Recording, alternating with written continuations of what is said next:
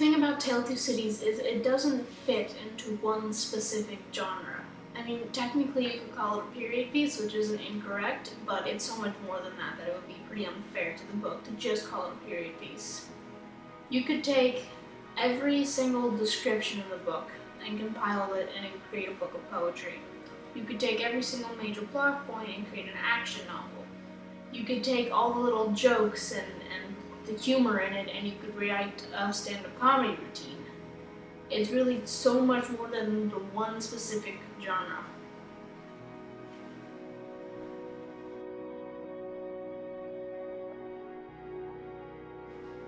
My favorite metaphor in the book is when he compares blood to wine and wine to blood.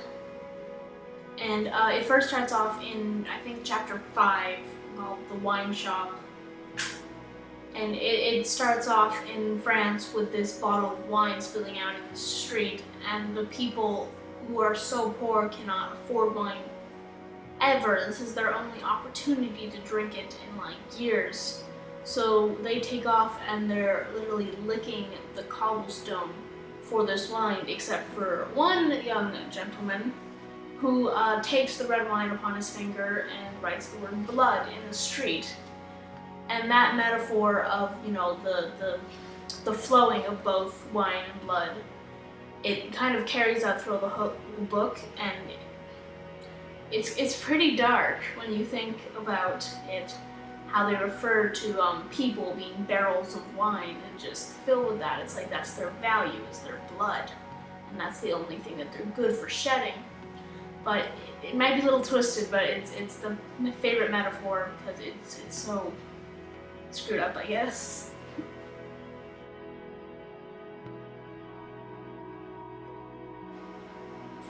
All the characters are so beautifully written. It's kind of scary how real they are, how much I believe that these people could actually exist, maybe did actually exist. And they're so capturing, like you fall so in love with the ones that you're supposed to love, and you absolutely despise the ones you're gonna hate, and you want to kill them, and you're supposed to feel that way. And it's amazing how he can manipulate you into feeling this way about fictional characters. And that being said, though the main characters are amazing, my favorite character would have to be one of the smaller characters, Miss Pross. So I feel like everyone else in Tale of Two Cities kind of fits in their bubble really nice. Not that they're not outstanding people, but they're ladies and they're gentlemen, and they kind of fit in how you would expect them to. Even Sydney being a bit of the black sheep, he's still a gentleman, he still acts the way he's supposed to in 1700s England. Except for Miss Pross, she's kind of a wild child, and despite being, you know, like a handmaiden, she's a little bit nuts, and I think that's why I like her. That she just kind of goes for it, and she doesn't really care what she's supposed to be doing. She just like, okay, I love the people that I love, and I'm gonna take care of themselves. And everybody else, I don't really care what happens to you. And it really shows, and it becomes important to the book. But even if it weren't, I think she's hilarious, and so she's my favorite character.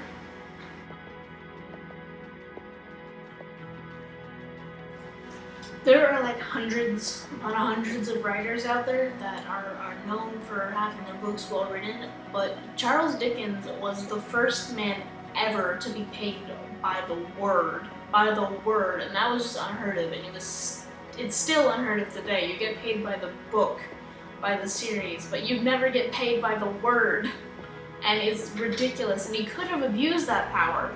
He could have gone on and on forever. He could have been pulled the J.R. Tolkien and spent 50 pages describing grass, but he didn't. He never did that. He wrote it in such a way that every single word in that book feels like it's necessary, like you need it for the story to evolve the way it does. So it's not like it's dragging on and on forever and you're not left wanting more. It's like this fantastic formula he discovered to just like whet your appetite in what you want when you're sinking your teeth into this book. And it's just, it's ridiculous. It's like magic the way he does it. What else is interesting about, it's interesting the way he writes the the actual whole like atmosphere of it. Because there are some moments where I can see it in my head and it's really, really dark, and I can see rain falling and I can hear screams without giving too much away. And then there are some moments when it's such a funny story and it's just like this satire on these certain characters. One of my favorite lines in the entire book, which is kind of underrated, is at the beginning of a chapter called "The Fellow of No Delicacy."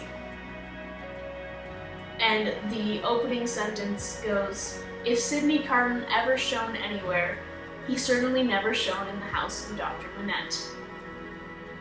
Which just shows about how badly this guy tries, and you feel bad for him, and it's hilarious, because here they are in the middle of this war, and he still just has trouble fitting in, and it's almost like this Douglas Adams kind of humor that's just genius. So the thing about the writing that's so special, it's not the poetry and it's not the comedy, but it's the combination of all of it. And again, that word count being flawless.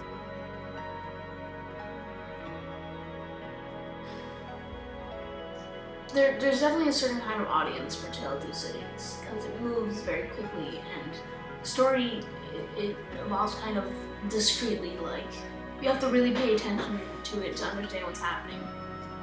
I wouldn't recommend it to anybody looking for one particular thing. Like, if you're a fan of period pieces, that's great. If you're a fan of classics, that's great. If you're a fan of romance, if you're a fan of espionage type stories, that's all great. But if you're looking particularly for that, I wouldn't suggest Tale of Two Cities, because it's not one of those things in specific. It's a whole lot more of those things. The biggest criteria you'd probably want if you were interested in reading Tale of Two Cities is you have to be willing to get lost in another world, which is kind of ridiculous, because it's not another world. It's London and it's Paris, and these things actually happen. But it's written in such a way where the people feel like they're from another world. And I can't describe it. It's just, I guess the writing is otherworldly.